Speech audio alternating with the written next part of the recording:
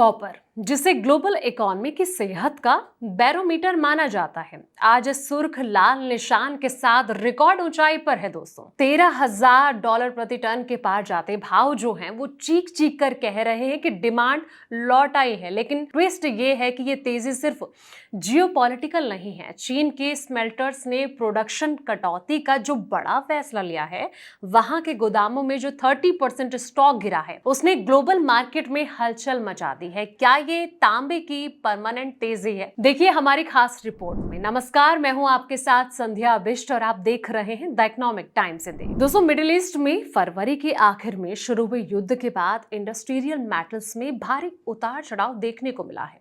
शुरुआत में ऊर्जा की कीमतें बढ़ने और आर्थिक ग्रोथ पर असर के डर से मेटल्स गिर गए थे, लेकिन अब ये संकेत मिलने पर कि तनाव कम हो सकता है, कीमतों में फिर से सुधार आ गया। अमेरिका और ईरान के बीच जो है फिर से शांति वार्ता शुरू होने की उम्मीद से जो है कॉपर की कीमत 3 महीने से ज्यादा के उच्च स्तर पर पहुंच गई है, जिससे कि ज्यादातर इंडस्ट्रियल मेटल में भी तेजी देखने को मिली है।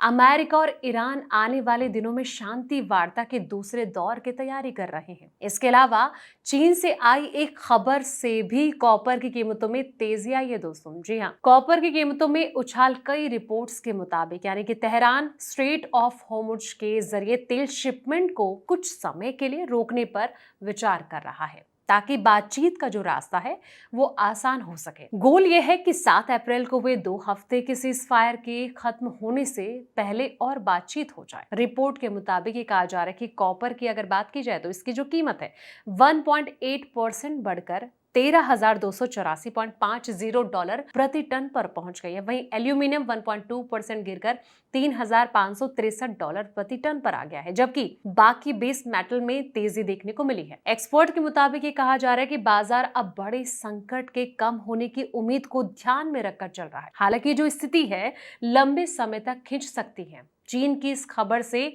भाव भी चढ़ा है। तो अब आते हैं इस सवाल पर। कॉपर की जो कीमतें हैं करीब 3 महीने के ऊंचे स्तर पर पहुंच गई हैं।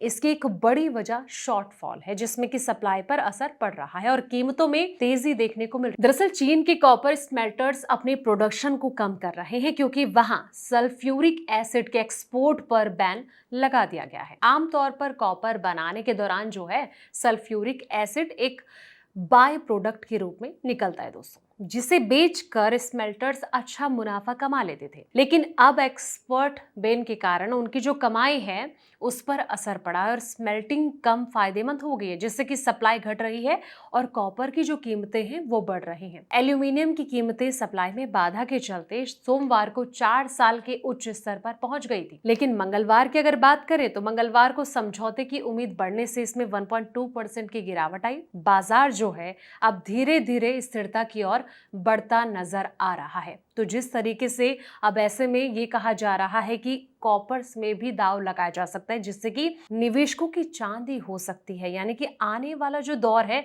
अब धीरे धीरे मेटल्स का भी नजर आ सकता है। लेकिन अगर ऐसे में आप निवेश करें तो एक बार फाइनेंशियल एडवाइजर से आप जरूर सलाह लें, ताकि आपको कोई दिक्कत परेशानी ना हो। फिलहाल इस रिपोर्ट में इतना ही। ऐसे तमाम वीडियोस के लिए आप देखते रहें द इकोनॉमिक टाइम्स इंडिया।